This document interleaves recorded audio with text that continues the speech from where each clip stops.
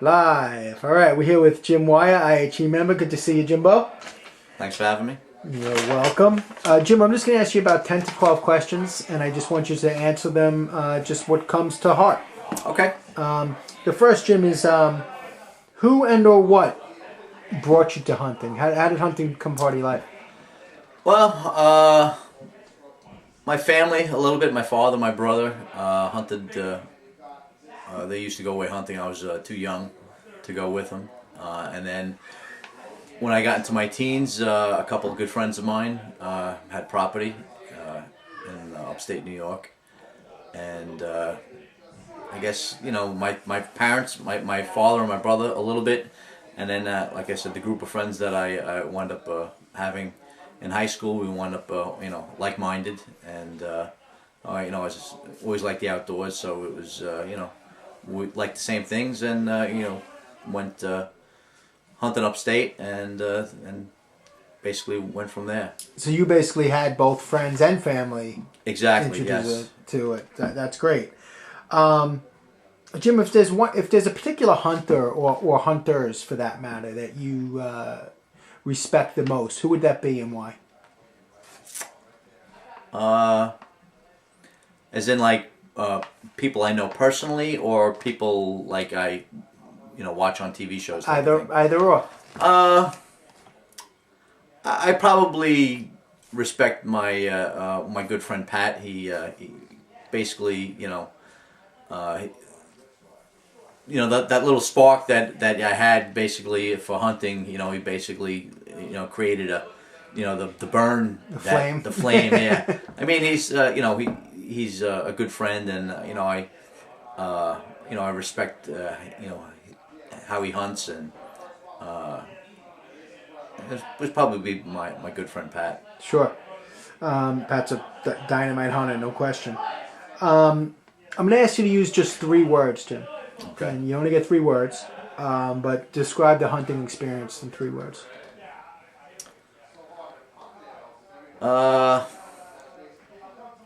Peaceful, exciting, and satisfying. Peaceful, exciting, and satisfying. Yeah. Yeah. It's amazing how peaceful and exciting can live in the same experience. Exactly. Right? Yeah. It's like yourself. There's nothing more you can have. Nothing better than to be sitting either in a blind or in a tree stand and just taking in the nature and kind of being at peace, and then at the next second it can do a complete 180. Absolutely. Jim, in the same challenge, so to speak, 3 words again. But what do you feel are the 3 most important attributes that a hunter needs to possess? Patience, perseverance, and respect. Patience, perseverance, and respect. Yes. Absolutely. Those are certainly 3 good ones. I've heard a lot of different words, but those 3 keep finding way back into this conversation. You've been hunting a while, Jim. You've had a lot of harvests, a lot of good hunting experiences. Right.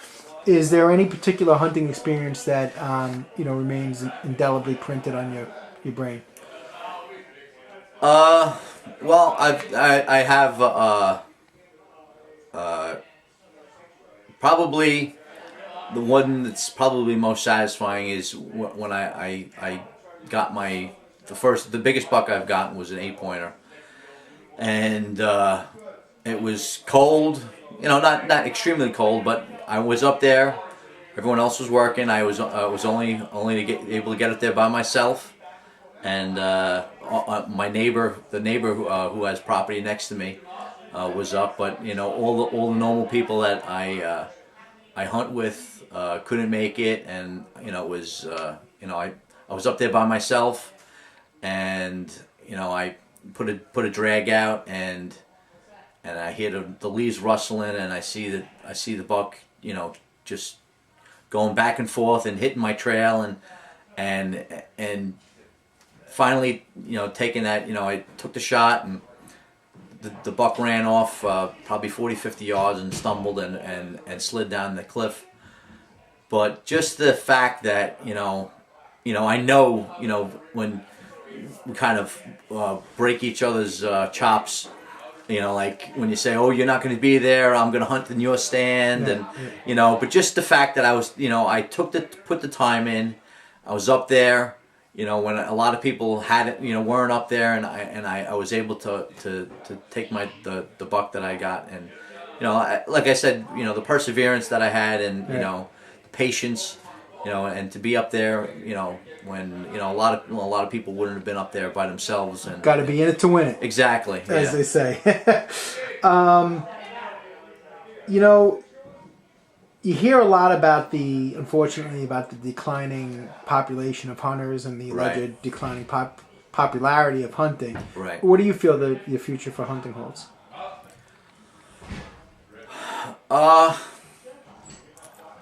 I mean, it's depending on obviously the Northeast here, and we live in New York here, and it's probably frowned upon hunting. You hear a lot of people that you don't have to do that. You can just go to the grocery store and buy steak or something, and unfortunately for this area that we live in, you're kind of frowned upon, but you're kind of looked down on. But I don't, in the past few years, I don't really see a decline in hunting. I just I just see maybe that hunters maybe looked at it in a different light, but I don't think there's possibly a decline in hunting. But I don't have my finger on the pulse of the numbers as far as how many licenses have been sold and that, but I don't, I think hunting is probably still healthy, but just the public perception of hunting is probably has gone down. Right. Right now, Jim, are you mentoring anyone in hunting, or do you have your eyes on mentoring anyone in hunting? Well, I have a 6-year-old son and a 4-year-old daughter.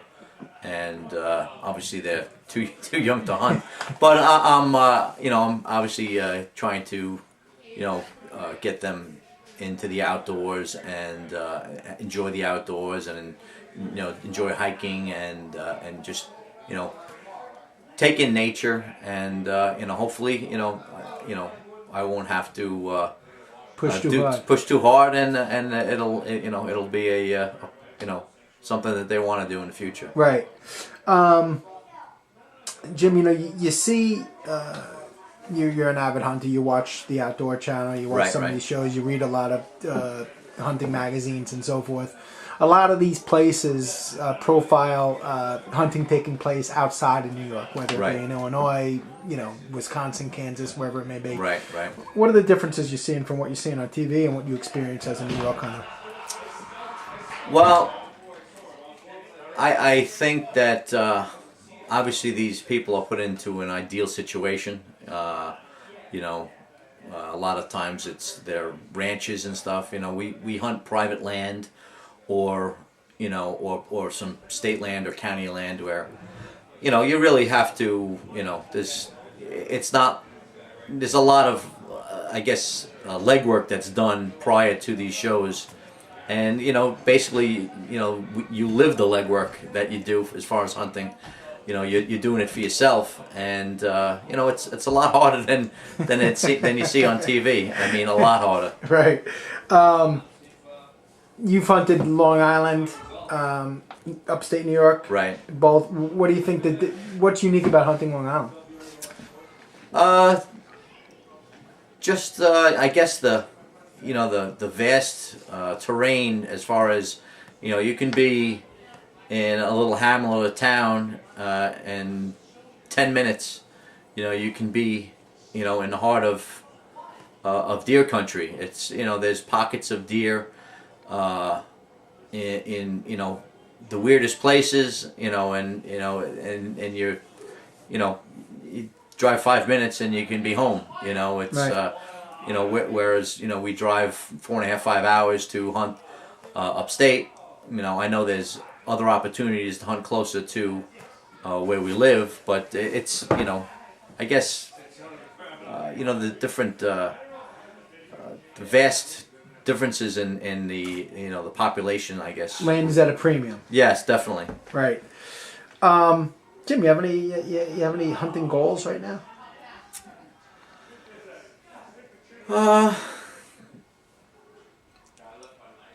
Not, not. I don't really hunt for, I obviously I want a trophy, but the trophy is really a small portion of the actual experience. I just, my goal is to get out as much as possible. Just get out. Not necessarily, like they say, you always hear the saying, a bad day of fishing is better than a good day at work. Right. And that's basically it. Even a bad day of hunting, beats a good day of work every day. So the only goal that I would probably have would be to hunt more, and probably mentor my children, and hopefully, get them into the hunting and outdoors. Right. But that would probably be it. That sounds like a good goal to me. We talked about some of these hunting shows and these publications. Anyone you recommend to fellow hunters? I read Bow Hunting magazine. I believe it's Peterson's Bow Hunting. I also American Hunter. I read once in a while. I pick up and look through a lot of articles pick and choose articles from each magazine. Some Field and Stream articles I might some people look at. Deer and Deer Hunting magazine is a great magazine, and the New York Sportsman that's put out. I don't know if each state has a chapter that they put out a magazine for each state, but that's also. So you like them all, basically, is what? Yeah, I like I like all. Like I said, I don't pick and choose every. I'll look through any hunting magazine. Right. I'll not that you see a lot of it in. Sometimes you sit in a doctor's office, you see a Field and Stream article, and I'll look through the entire magazine, and there'll be something in there that that I'll pick at Right. and like. But last question, Jim. Membership in IHE. yes. What do you think that we should be doing to promote and protect the sport and the tradition that we love? I think the most important thing is to change the public perception of hunting, and that's a very hard thing to do. It's people have to understand that it's not about harvesting or killing, whether it be, duck hunting or goose hunting or bow hunting, turkey, anything. Yeah, it's about conservation, about outdoors, about family. Many times spending time with family and friends outdoors. It doesn't have to be all about going out there, opening day, everybody traveling up from the city, an army of people driving upstate New York, opening day, and it's like a war zone. That's not how it is. It's the perception. I think it needs to be changed, and I think once that perception is changed, I think the rest will probably take care of itself. That's certainly a good goal for us. Yes. Thanks for your time, Jimbo. Well, thank you.